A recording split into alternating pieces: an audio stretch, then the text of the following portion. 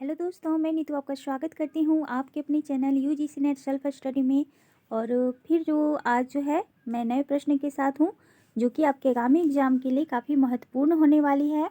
चाहे वो आपका यूजीसी नेट का एग्ज़ाम हो, पीजीटी, टीजीटी या फिर बिहार एस्टेट या फिर जेएसएससी जो अभी निकलने वाली है, फॉर्म रीओपन होने वाला है फिर से आपका टीचर का। तो ये सभी के लिए महत्वपूर्ण हैं जो भी हिंदी साहित्य से जुड़े हुए हैं। तो अगर आप चैनल पर नए हैं तो ज़रूर से चैनल को सब्सक्राइब कर लें पहले, उसके बाद बेल आइकन प्रेस कर लें ताकि मेरा हर इम्पोर्टेंट वीडियो आप तक पहुंचे और आपको सही टाइम पर ये वीडियो मिल सके और आप देख पाएँ। और मैं बताते चलूँ कि अगर पिछला वीडियो अभी तक आपने नहीं देखा है तो ज़रूर से देख लें, प्लेलिस्ट बनी हुई है सारे की, तो आप ज़रूर से देख लें, काफ़ी हेल्प मिलेगी यहाँ से आपको। चलिए, तो आज का जो पहला प्रश्न है वो देखते हैं क्या है। पहला प्रश्न है कि रघुवीर सहाय किस पत्रिका का संपादन उन्होंने किया था। तो ये दिनमान से जुड़े हुए थे, ठीक है। चलिए, अगला प्रश्न है कि कुंवर नारायण को किस वर्ष पद्म भूषण से नवाजा गया है। तो ये 2009 से 2009 में इनको पद्म भूषण से नवाजा गया था, जो कि मैंने पद्म भूषण पर और साहित्य अकादमी पर और व्यास सम्मान पर बहुत ही महत्वपूर्ण वीडियो डाला हुआ है अपने चैनल पर। अगर नहीं देखे हैं अभी तक तो ज़रूर से देख लें। चलिए, अगला प्रश्न है रघुवीर सहाय किस सप्तक के कवि थे।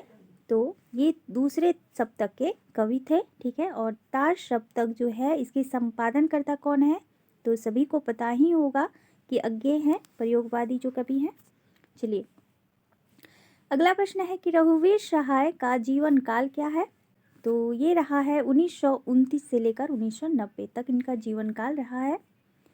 अगला प्रश्न देखते हैं कि गीत गाने दो मुझे कविता के रचनाकार कौन है। तो ये निराला जी हैं जो छायावाद के स्तंभों में गिने जाते हैं।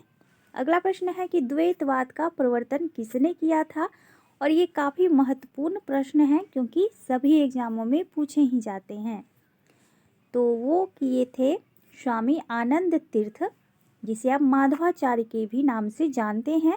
और अगर माधवाचार्य ना दे, क्योंकि हो सकता है कि ट्रिकी क्वेश्चन बना दे, जैसा कि आजकल सभी एग्जामों में ऐसा पैटर्न चल रहा है, तो आप बिल्कुल अगर आनंद तीर्थ देखें तो आप लगा लें, ठीक है। चलिए, अगला प्रश्न है कि उद्बोधन रेखा दिल्ली प्रगल्भ प्रेम किसकी कविताएं हैं। तो ये निराला जी का है। अगला है कि स्वर्गीय वीणा किसकी कृति है। तो ये श्रीधर पाठक जी का है, ठीक है। चलिए, अगला प्रश्न है कृष्ण रामायण किसने लिखी है। तो ये घनानंद दुबे ने लिखी है। अगला है कि मनु तुम श्रद्धा हो भूल गए, मनु तुम श्रद्धा को भूल गए, ये वाणी है। तो ये काम के द्वारा कही गई है, ठीक है, काम। चलिए, अगला प्रश्न है मानव, बादल, स्वप्न, विचि विलास, नक्षत्र किस कवि की कविताएं हैं। तो ये सुमित्रा नंदन पंत जी का है, ध्यान रखना है सभी को।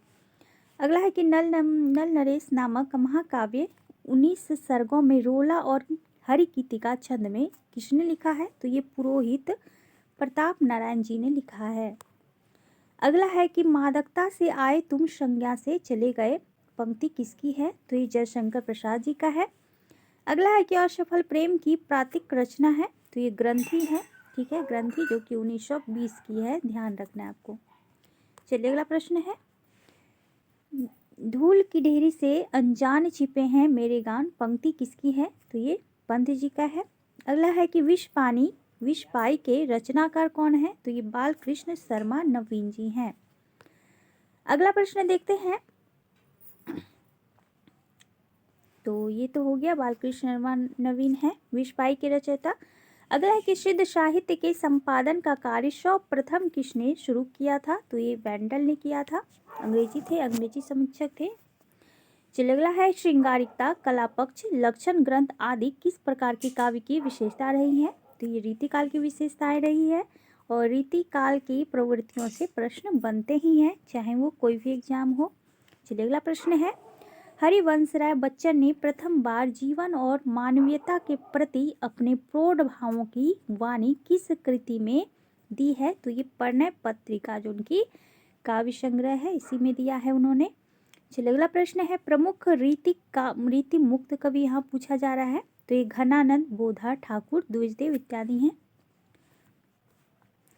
अगला प्रश्न है कि रीति निरूपण प्रवृत्ति को कितने भागों में बांटा गया है। तो ये 3 भागों में बांटा गया है, रीतिबद्ध, रीतिसिद्ध, रीतिमुक्त कवि। और जितने भी तीनों रीति निरूपण के जितने भी कवि हैं सभी आपको याद होना चाहिए अच्छे तरीके से, जो कि मैंने बताया भी है। तो अगर नहीं देखे हैं तो ज़रूर से देख लें। चलिए अगला प्रश्न है, निस्सहाय हिंदू उपन्यास के लेखक कौन है। तो ये राधा कृष्ण दास जी हैं। अगला है कि कुमकुम किसकी कविता संग्रह है। तो ये बाल कृष्ण शर्मा जी का है। अगला प्रश्न है कि नूरजहां किसका प्रबंध काव्य है। तो ये गुरु भक्त का है, गुरु भक्त सिंह का। अगला है कि मधुकन प्रेम कल्पना किसका कविता संग्रह है। तो ये भगवती चरण वर्मा जी का है। अगला प्रश्न है कि दुर्वादल, विषाद, आत्रा, पाथे, मृगनयनी, आत्मोत्सर्ग, अनाथ किसके कविता संग्रह हैं। तो ये सियाराम शरण गुप्त जी का है। अगला प्रश्न है, अंजलि, रूपराशि, चंद्रकिरण कविता संग्रह किसके हैं। तो ये राम कुमार वर्मा जी का है, ध्यान रखना है।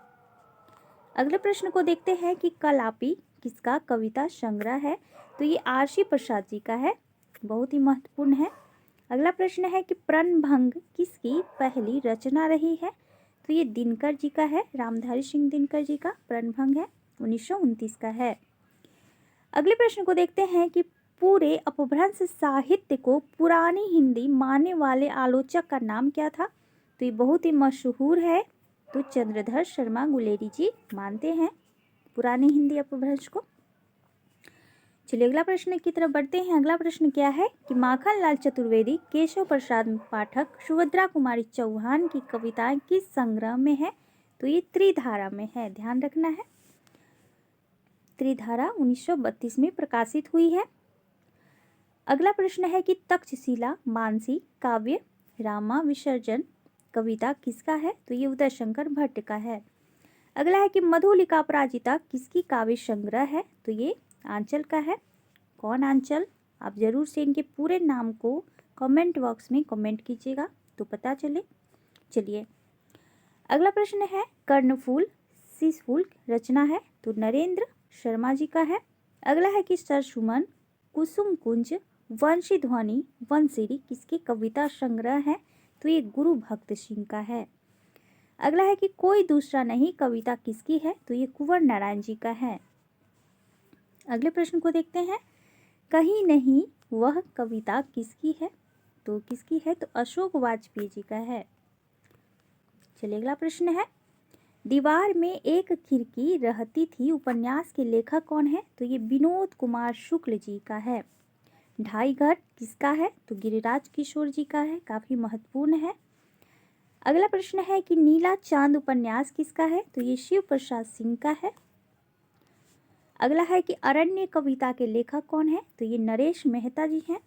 अगला है कि हम जो देखते हैं कविता के लेखक कौन है। तो ये मंगलेश डबराल, जो और एक फेमस कविता है उनकी पहाड़ पर लालटेन, तो वही हैं मंगलेश डबराल, जिनका है हम जो देखते हैं कविता है, इनके लेखक हैं। चलिए अगला प्रश्न है, कहाँ मानसर जहाँ सुसोई पारस रूप यहाँ लगी आई, यह पंक्ति किसकी है। तो ये जैसी का है। हालावत के प्रवर्तक कौन है। तो हरिवंश राय बच्चन जी हैं। छायावाद के प्रवर्तक कौन है। तो मुकुरधर पांडे हैं। अगला है कि स्वच्छंदतावाद के प्रवर्तक कौन है। तो ये श्रीधर पाठक हैं। छायावाद के प्रवर्तक मुकुरधर पांडे, स्वच्छंदतावाद के प्रवर्तक श्रीधर पाठक। शमशेर मूड्स के कवि हैं, किसी विजन के नहीं, ये मलयज का है। और ये आपके जो बिहार स्टेट हुआ था पहली बार, यानी कि 2023 में जो बिहार स्टेट हुआ है, इसमें यह प्रश्न पूछे गए हैं। तो यहाँ पर जितने भी प्रश्न मैं करा रही हूँ काफ़ी महत्वपूर्ण है एग्ज़ाम के पॉइंट ऑफ व्यू से, जो कि आपके आगामी एग्ज़ाम होने वाले हैं, चाहे वो आपका हिंदी क्षेत्र से कोई भी एग्ज़ाम हो, तो यहाँ से प्रश्न बनना ही तय है।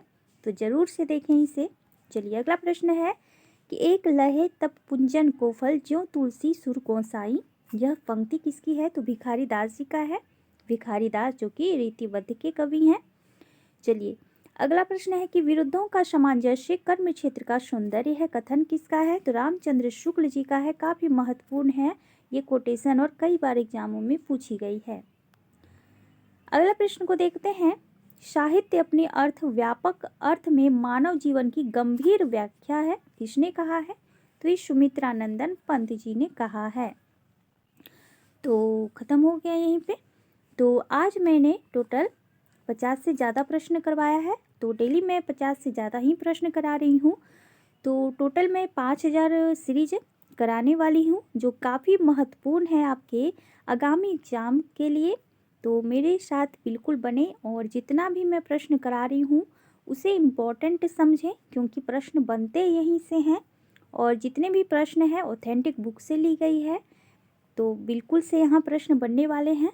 तो अगर आप चैनल पर नए हैं तो ज़रूर से चैनल को सब्सक्राइब कर लें, बेल आइकन प्रेस कर लें, शेयर भी करें अपने फ्रेंड तक और लाइक भी कर लें। चलिए फिर मिलती हूँ एक नए सीरीज के साथ, तब तक बने रहें मेरे साथ। Thank you so much.